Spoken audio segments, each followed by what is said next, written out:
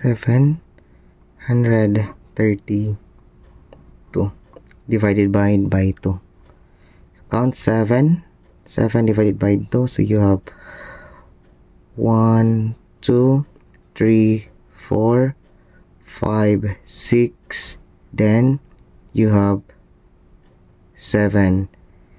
Okay, so count by 2, 1 2 3, so you have 3.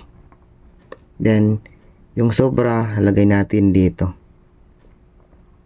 Again, count 13 divided by 2, so you have 1 2 3 4 5 6 7 8 9 10 11 12 13.